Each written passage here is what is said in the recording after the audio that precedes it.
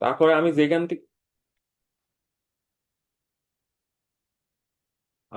থেকে মানে বন্ধ, আমার মিটিংটা লিভ হয়ে গেছে, সেখান থেকে আবার শুরু করছি। দেখেন একটা রিকমেন্ডেশন লেটারের ফরম্যাট কিরকম হবে সেটা আমি বুঝতে থাকি। স্ক্রিনটা, ওই স্ক্রিন কি দেখা যায়?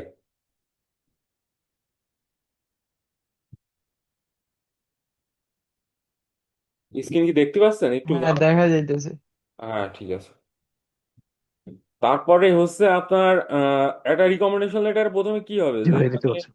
দেখেন এই যে প্রথমে রিকমেন্ডেশন যে অ্যাকসেপ্ট, তার একটা রিকোয়েস্ট দিয়েছে। তারপরে দেখেন সে মনে করছে যে ক্যান্ডিডেটটা সব থেকে ভালো। এরপরে এই কিসের জন্য মানে ভালো, সেই বিষয়গুলো মানে এভিডেন্স হিসেবে তুলে ধরলো।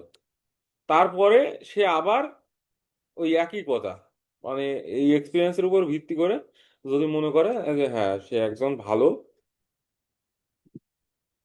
তার এই এই দক্ষতাগুলো আছে, এবং সে মনে হয় ভালো করবে আপনার ডিপার্টমেন্টে, যাক এরকম একটা স্কলারশিপ নিয়ে দেখবেন সবসময়, যাতে করে প্রফেসরের ইমেল অ্যাড্রেসটা, ডোমেইন যাতে সবসময় আপনার ইউনিভার্সিটির যে ডোমেইন, সেই ডোমেইনটা যাতে করে থাকে, এই বিষয়টা খেয়াল করবেন।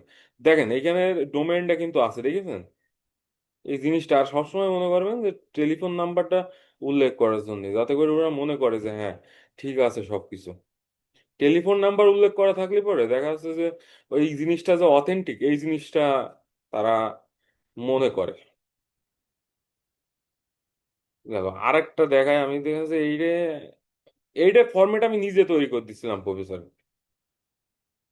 দেখেন, দেখেন এই সার্টিফিকেট নাম্বার টাম্বার বিভিন্ন জিনিস আছে, এই দেখেন, দেখেছেন এই সার্টিফিকেটের ক্ষেত্রে কিন্তু এই যে ডোমেইনটা, ইউনিভার্সিটির যে ডোমেইন, এই ডোমেইন কিন্তু ছিল।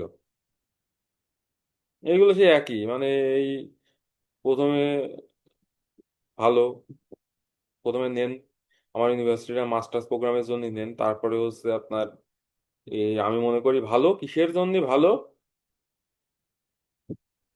তারপরে আবার একটা রিকমেন্ড করে দিই, এই ভালোর উপর ভিত্তি করে একটা রিকমেন্ডেশন, এই জন্য ভালো। সবসময় আপনার ইউনিভার্সিটির পরিস্থিতি তো আর আমি জানি না, কিংবা যারা ব্যাচেলারে ভর্তি হবেন তারা চেষ্টা করবেন যারা কলেজ থেকে একটা নেওয়ার জন্য, কলেজের প্রিন্সিপাল থেকে একটা নেওয়ার জন্য, আর হচ্ছে আপনার এই এসএসসি পরীক্ষা হাই স্কুল থেকে একটা নেওয়ার জন্য। তো এই দুইটা গেল। আর যারা মাস্টার্স এর জন্য ভর্তি হবেন অবশ্যই রিকমেন্ডেশন লেটার দুইটা, এর একটা আপনার অ্যাডভাইজারের কাছ থেকে নেওয়ার চেষ্টা করবেন, অথবা মেন্টর যেই হোক তার কাছ থেকে নেওয়ার চেষ্টা করবেন। আর যারা পিএইচডি তে, আমি নিজেও পিএইচডি তে ভর্তি হবে, সুতরাং একটা আমার অ্যাডভাইজার, আর একটা হয়তো আমার কো অ্যাডভাইজার, আর একটা আমার যে ক্লাসে সব থেকে আমার রেজাল্ট ভালো ছিল সেই ক্লাসের একজনের কাছ থেকে নিলে পরেই মানে ভালো হয়। সব থেকে ভালো হয় যে একটা আপনার অ্যাডভাইজারের কাছ থেকে নিলেন স্কলারশিপের অ্যাপ্লাইয়ের ক্ষেত্রে, এবং ইউনিভার্সিটি স্কলারশিপের অ্যাপ্লাইয়ের ক্ষেত্রেও একটা আপনার অ্যাডভাইজারের কাছ থেকে, আর একটা যে কোনো একটা ম্যান্ডারিন টিচার, যে ম্যান্ডারিন ল্যাঙ্গুয়েজ পড়াতো, অথবা তাইওয়ানে বসবাসকৃত, অথবা তাইওয়ানে যেভাবে হোক আপনার এরকম একটা ম্যানেজ করতে পারলে পরে মানে বিষয়টা অনেক সহজ হয়, যে না আপনার তাইওয়ানের কেউ আপনার স্বীকৃতি দিচ্ছে এখানে আসার জন্য। এখন অনেকেই প্রশ্ন করতে পারেন, ভাই আমি তাইওয়ানে পড়াশোনা করি না, আমি কিভাবে পাবো তাইওয়ানের? এখন সবকিছুই আমিও যেরকম ম্যানেজ করছিলাম, আমি সেখানে গেছিলাম টিপি প্রোগ্রামে, যাওয়ার পরে ম্যানেজ করে নিয়ে সবকিছু অর্গানাইজ ভাবে করার ফলে দেখা যাচ্ছে আমি রিকমেন্ডেশন লেটারটা পাইছিলাম। আচ্ছা, এখানে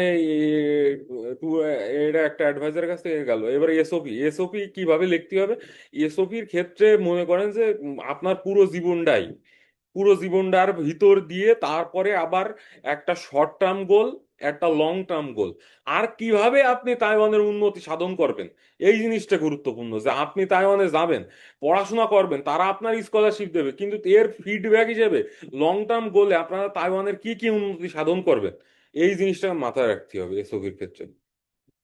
তো বেসিক্যালি এই ডকুমেন্টগুলোই লাগে, এগুলো সব আপলোড দিতে হবে। তো এইগুলোর অ্যানাউন্সমেন্ট আপনার কিছুদিনের মধ্যেই দেবে মনে হয়, এখন দেবে না, মানে কিছুদিনের মধ্যে বলতে আপনার এই অ্যানাউন্সমেন্টটা হয় হচ্ছে ফেব্রুয়ারি মাস থেকে শুরু হয়, ফেব টু মার্চ, মার্চের 31 তারিখ পর্যন্ত। এমওর জন্য এই আপনার এমওর জন্য এই বিষয়টা ফেব্রুয়ারি টু মার্চ 31 পর্যন্ত আপনাদের এই সুযোগ থাকে অ্যাপ্লিকেশনের। এর স্কলারশিপ যদি আপনি ফেব্রুয়ারি টু মার্চে অ্যাপ্লাই করেন, এর আবার বিভিন্ন প্রসিডার আছে। এর মানে প্রসিডার গুলো নিয়ে এখন আমি কিছু কথা বলবো, যেরকম এমও স্কলারশিপের এই যে অ্যাপ্লাই করলেন, অ্যাপ্লাই করে কি কি কি কি হতে পারে,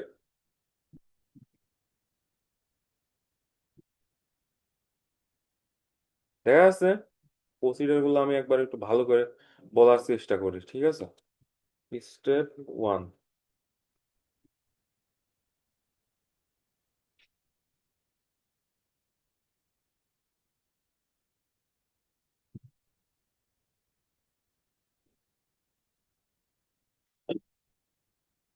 আপনার একটা সিরিয়াল নাম্বার দেবে।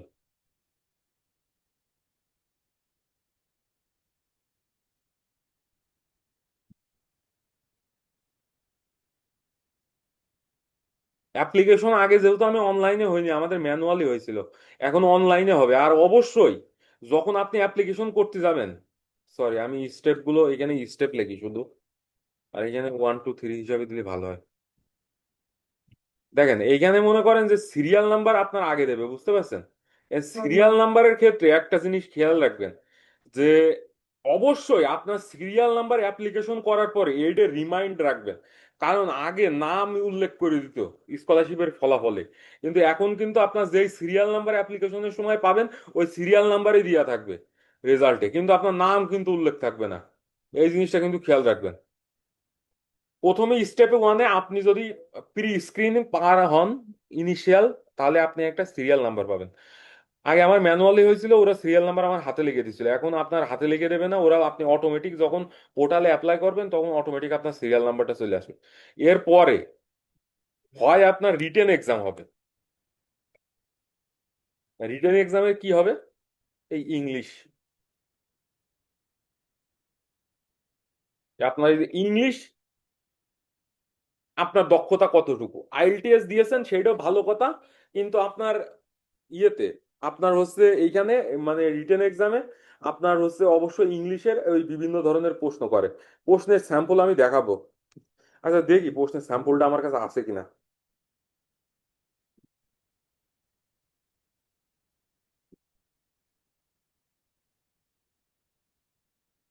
নেটওয়ার্ক খুব স্লো।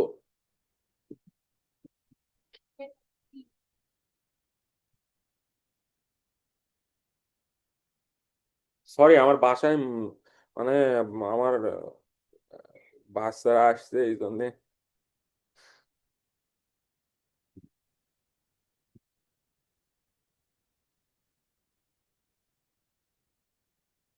আহ,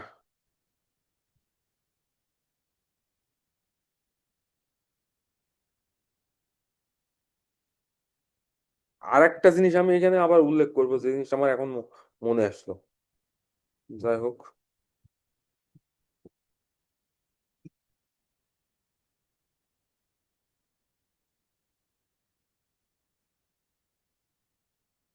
আচ্ছা এই জিনিসটাও দেখে নিন, আপনি যদি স্কলারশিপ পান সেই ক্ষেত্রে এরকম একটা ডিক্লারেশন ফর্ম সাইন করা লাগে, যেখানে উল্লেখ করা থাকে যে কিছু নিয়মাবলী দেওয়া থাকে, সেই নিয়মাবলী আপনার পালন করে চলা লাগে যখন আপনি তার মানে আসবেন তখন। ওপেনই হয় না অনলাইনে, আজকে আমার নেটের খুবই সমস্যা, যাক মাফ করতে।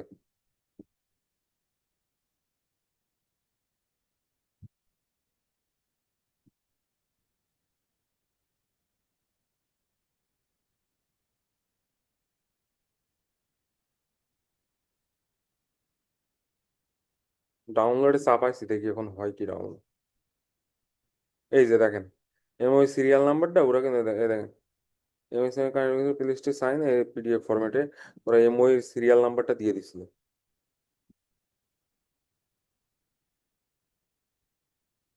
দেখেন এই ডিক্লারেশন ফর্মটা এরকম হয়। এরকম ডিক্লারেশন ফর্মে আপনার সাইন করা লাগবে যখন আপনি স্কলারশিপটা কনফার্ম হবে তারপরে। তো এর ইনিশিয়াল স্টেপে আপনার প্রথমে একটা সিরিয়াল নাম্বার দেয়।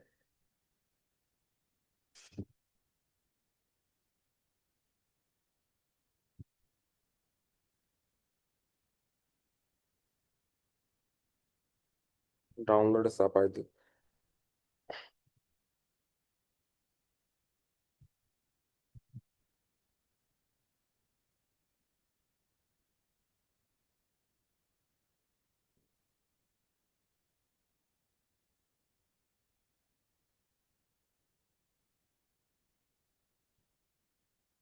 ওহ, একই জিনিস ডাউনলোড হয়েছে।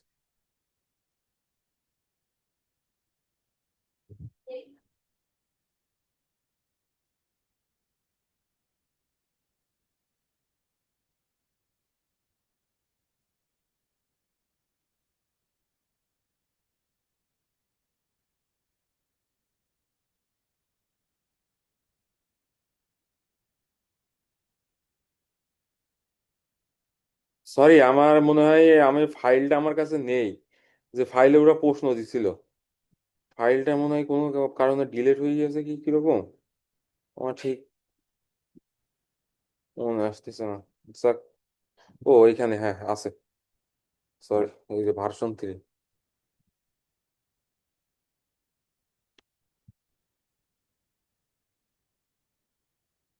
এই দেখেন, এরকম এটা বেসিক একটা প্রশ্ন দেয় ইংরেজির।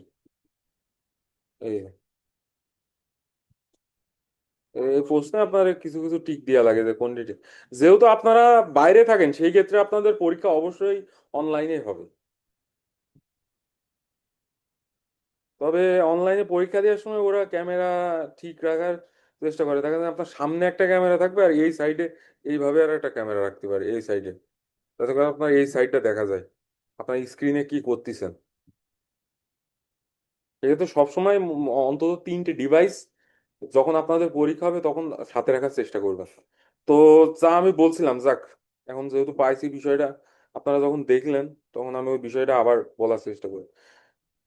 দেখেন, রিটেন এক্সাম হবে ইংলিশের, স্যাম্পল আমি দেখালাম। ইনিশিয়াল যে ইংরেজি যেগুলো প্রশ্ন আইএলটিএস এর মতনই, কিন্তু অতটা ওরকম কঠিন হয় না। তারপরে আপনাদের ইন্টারভিউ নেয়। And দেখেন, এই এই ফেজ পাস করার পরে আপনার ইন্টারভিউর জন্য ডাকবে। দেখেন, প্রথমে সিরিয়াল নাম্বার।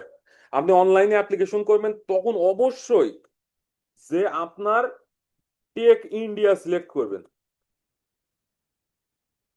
কেন টেক ইন্ডিয়া সিলেক্ট করবেন? কারণ আমি দেখেন, আমি হচ্ছে ইয়েতে এই এক্সটার্নাল অ্যাফেয়ার্স এ ইমেল করছিলাম ইয়েদের, মানে এই সরি টেক থাইল্যান্ডে।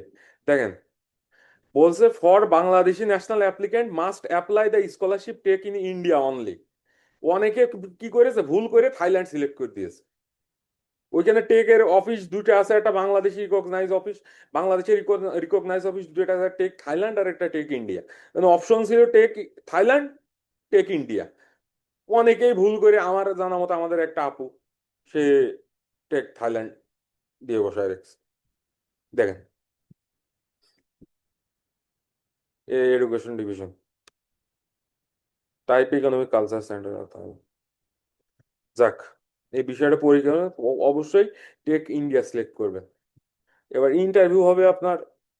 ইন্টারভিউতে কি কি বিষয়গুলো জিজ্ঞেস করতে পারে, যেরকম আপনার জিজ্ঞেস করতে পারে যে তাইওয়ানে আপনি কেমন কেন আসবেন, তাইওয়ানে আপনার এই যে আপনি তাইওয়ানে এমও স্কলারশিপ সম্বন্ধে কার কাছ থেকে শিখছেন। আপনার পড়াশোনা সম্বন্ধে জিজ্ঞেস করতে পারে, আপনার রিসার্চ এরিয়া কি হবে, আপনার কি কোনো অ্যাডভাইজার চেনেন কিনা তাইওয়ানে, কারো চেনেন কিনা কোনো প্রফেসরের। তারপরে এখানে আসার পরে আপনি কি প্রোগ্রেস করতে পারবেন তাইওয়ানে, এই জিনিসটা খুবই মানে গুরুত্বপূর্ণ। আর একটা বিষয় গুরুত্বপূর্ণ যে চায়না এবং তাইওয়ানের মধ্যে পার্থক্য কি। দেখেন, চাইনিজরা এক সময় তাইওয়ান অনেকেই শাসন করেছে। একবার প্রথমে শাসন করেছে চায়না, জাপান, তারপরে আবার মেইনল্যান্ড চায়না, তারপরে ওরা স্বাধীন। তা এখন কথা হচ্ছে যে, একটা কথা বলি, তাইওয়ানিজরা সকল তাইওয়ানিজই চাইনিজ, কিন্তু সকল চাইনিজ তাইওয়ানিজ না। একটা সোজা ভাষায় আমি একটা কথা বলি যে, অনেকে আমরা পড়ার সময় অনেক আগে একটা জিনিস পড়ছিলাম, সকল রাসূলগণই নবী, কিন্তু সকল নবী রাসূল নয়। কারণ যাদের উপর আসমানি কিতাব নাজিল হয়েছে তারাই রাসূল, আর বাদ বাকি সব নবীগণ ছিল। তো সেরকম প্রতিটা আমি জানি না এই কথাটা বলা ঠিক হলো কিনা, আমি উদাহরণ হিসাবে বললাম এই এই জিনিসটা আমি অনেক আগে পড়ছিলাম এই ইসলাম শিক্ষা একটা বই ছিল অনেক আগে, ওই বইতে আমি পড়ছিলাম এই জিনিসটা আমার মনে আছে। যাই হোক, তো আপনার এই জিনিসটা মনে রাখতে হবে যে মানে সকল তাইওয়ানিজই চাইনিজ, কিন্তু সকল চাইনিজ তাইওয়ানিজ না। আর এটা একটা মেইন যা 19 ডেকেটে মানে 90 দশকের যে ওয়ার হয়েছিল, সিভিল ওয়ারের মাধ্যমে এরা বিভক্ত হয়ে গিয়েছে। তো চায়না জাপানও শাসন মানে তাইওয়ান জাপানও শাসন করেছে, চায়নাও শাসন করেছে। তো চাইনিজরা ব্যবহার করে সিম্পলিফাইড চাইনিজ, আর তাইওয়ানিজরা ব্যবহার করে ট্র্যাডিশনাল চাইনিজ। এই জিনিসটা মনে রাখবেন। আরো অনেক ভৌগোলিকগত পার্থক্য আছে, যেরকম তাইওয়ান একটা দ্বীপরাষ্ট্র কিন্তু চায়না না। আর সব থেকে একটা কথা মনে বলবেন, উত্তর দেওয়ার চেষ্টা করবেন, তাইওয়ান এবং চায়নার সম্পর্ক একটা মিডিল পর্যায়ে রাখা, মানে সবসময় একটা মিডিল পর্যায়ে রাখার চেষ্টা করেন। দেখা যাচ্ছে আপনি বেশি বলে ফেললেন চায়না খারাপ বা তাইওয়ান ভালো, তাইওয়ান খারাপ চায়না ভালো, তাহলে কিন্তু অসুবিধা। আপনি বলবেন যে এরকম তাইওয়ানের স্বীকৃতি দেয় না, নট অল, মানে সব কান্ট্রি তাইওয়ানকে স্বীকৃতি দেয় না, কিন্তু দেখা যাচ্ছে যে আপনার তার মানে যেহেতু একটা নির্দিষ্ট ভূখণ্ড আছে এবং একটা রাষ্ট্র হতে মনে হয় 5-6টা আপনার ইয়ে লাগে, মানে মৌলিক বিষয়গুলো লাগে, তার মধ্যে মানে সার্বভৌমত্ব বিষয়টা হচ্ছে গুরুত্বপূর্ণ। তো তাইওয়ানের যেহেতু একটা নিজস্ব মিলিটারি সিস্টেম আছে, একটা আপনার নিজস্ব গভর্নমেন্ট আছে, সেখানে নির্বাচন হয় প্রতি মাসে, সেহেতু তাইওয়ান একটা স্বাধীন রাষ্ট্র হিসেবে আমরা পরিচিতি দেব। তো যেহেতু কিন্তু চায়না তার একটা অংশ মনে করে, অঙ্গরাজ্য মনে করে এখন পর্যন্ত, তারা তাইওয়ানকে একটা আলাদা রাষ্ট্র হিসেবে স্বীকৃতি দেয় না। আর আমি যে কথা বললাম তাইওয়ানে ব্যবহার করে ট্র্যাডিশনাল চাইনিজ, আর হচ্ছে আপনার ইয়েতে ব্যবহার করে সিম্পলিফাইড চাইনিজ চায়না, আর তাইওয়ান ব্যবহার করে ট্র্যাডিশনাল চাইনিজ, এই কথাটা মনে রাখো। আর এই, আর কিছু না। এরকম আপনার প্রশ্ন করবে না যে আপনার এই 2 2 কত হয়, 4 হয়, আপনি কি পড়াশোনা, এই পাঁচটা কি পড়াশোনা করেছেন, হ্যান ত্যান ছাত্র, টেকনিক্যালি এই প্রশ্নগুলো করবে না। এরপরেই আপনার সিলেকশন হলে পরে সেগুলো, এখন সিরিয়াল নাম্বারটা রিমাইন্ড করবেন। এখন আপনি একটা জিনিস মনে রাখবেন এখানে, অবশ্যই আপনার সিরিয়াল নাম্বার রিমাইন্ড করবেন, এবং রিমাইন্ড করবেন যে টেক ইন্ডিয়া যখন অ্যাপ্লাই করবেন অবশ্যই যাতে টেক ইন্ডিয়া সাবমিট করা হয়, তারপরে আপনি সিলেক্টেড হয়ে গেলে পরে আর তো কোনো সমস্যা নেই, মাশাল্লাহ, জীবনযাপন খুবই সোজা।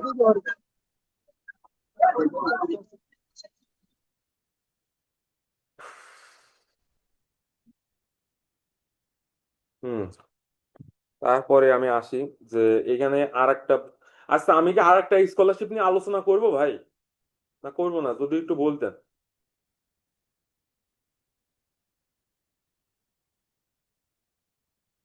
এখানে যারা আছেন ভাই তারা যদি একটু বলতেন।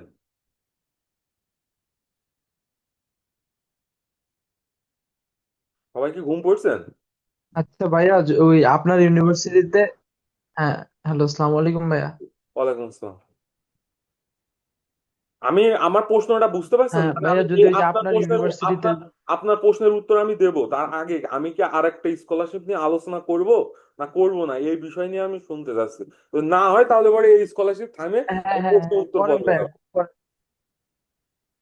না আপনি বলেছেন করেন, আরো আরেকটা অনেক। আরেক ভাইয়া, এটা আরেকদিন ডিসকাশন করতে হবে, মানে সব ইনফরমেশন নিলে হবে কি জিনিসটা, মানে কনফিউজ হয়ে যাবে আর কি। আচ্ছা ঠিক আছে, আজকে মনে হয় বেশি চাপ হয়ে গেল, থাক আমি এই জিনিসটা আবার আরেকদিন ইয়ে করে বোঝাবো। যাকে এবার প্রশ্ন উত্তর পর্বে আসি, ভাই বলেন। এখানে অনেকে প্রশ্ন করছিলেন, আচ্ছা আমি আচ্ছা ভাইয়া, খেয়াল করিনি। যে আমার হচ্ছে যে আমি দুইটা কোশ্চেন, হুম। রিকমেন্ডেশন লেটার নম্বরে দুইটা বলে আমরা কি তিনটা দিতে পারবো কিনা, যেহেতু আপনি বলেছেন যে কোনো চাইনিজ টিচারের কাছ থেকে একটা দিলে better, number one. Number two হচ্ছে যে আপনি এসওবির ক্ষেত্রে বলেছিলেন যে আমি ওখানে গিয়ে চাইনিজ তাইওয়ানে আমি কিভাবে কন্ট্রিবিউট করতে পারবো। এই জিনিসটা যদি আমি মেনশন করি যে আমি এখান থেকে পড়াশোনা করে আমি তাইওয়ানের ইকোনমিতে বা তাইওয়ানের জন্য এই করতে পারবো, সেক্ষেত্রে কি এটা কোনো নেগেটিভ ইম্প্যাক্ট থাকবে কিনা, যে আমার ওখানে পড়াশোনা শেষে থেকে যাওয়ার পসিবিলিটি আছে, এম্বাসি বা ইউনিভার্সিটি এই ধরনের কোনো চিন্তা ভাবনা করতে পারে কিনা। দেখেন, আপনার একটা শর্ট টার্ম গোল রাখবেন, এদিকে যেরকম মনে করেন আপনি মাস্টার্সে ভর্তি হবে, এইটার পরে আপনি কি গোল দিতে পারেন, যেরকম শর্ট টার্ম গোল দিতে পারেন এরপরের আমার লক্ষ্য হচ্ছে আমি পিএইচডি করব, আমার এই সাবজেক্ট নিয়ে এখন মাস্টার্সে রিসার্চ করব, পরবর্তীতে আমি পিএইচডি করব এই সাবজেক্টের বিষয় নিয়ে। এরপরে যদি আমি আবার স্কলারশিপ পাই অথবা আবার আমার অ্যাবিলিটি থাকে, সেই ক্ষেত্রে আমি তাইওয়ানের যে কোনো একটা সেক্টরে জব করে আমি সেই উন্নতিগুলো করব। আমার কথা বুঝতে পারছেন? জি ভাই, জি ভাই। আর হ্যাঁ, রেফারেন্স স্যার। এইভাবে। আর একটা রিকমেন্ডেশন লেটার নিয়ে আপনি যে কথা বলছিলাম, আপনার হচ্ছে ওইখানে উল্লেখ করা থাকে যে কয়টা রিকমেন্ডেশন লেটার দিতে হবে, একটা না দুইটা না তিনটা, এরকম উল্লেখ করা থাকে। সবসময় দুইটা আপনার হাতে রাখবেন, এটা হচ্ছে সব থেকে বেটার। বেশিরভাগ ইউনিভার্সিটি দুইটা চায়। আর একটা কথা হচ্ছে যে আপনার আর একটা কথা হচ্ছে যে রিকমেন্ডেশন লেটার দুই ভাবে নেয়। এক ভাবে হচ্ছে যে আপনি আপনার কাছে সফট কপি আছে, কপিটা আপনি সাবমিট করে দিলেন অ্যাপ্লিকেশন ফর্মে। আর একটা হচ্ছে ওরা ইউনিভার্সিটি আপনার প্রফেসরের ইমেল অ্যাড্রেস এবং প্রফেসরের ডিটেলস চাই, সেই ডিটেলস গুলো আপনি সেইখান থেকে ওদের ওইখানে দিলে পরে ওরা আবার ওই প্রফেসরকে ইমেল করবে। ইমেল করলে পরে প্রফেসরের নিজের আপলোড করা লাগবে। এটা গেল। এরপরে হচ্ছে আরেক ভাই প্রশ্ন করছিলেন যে আমার ইউনিভার্সিটিতে, ওই ওই প্রশ্নটা একটু বলেন তো ভাই।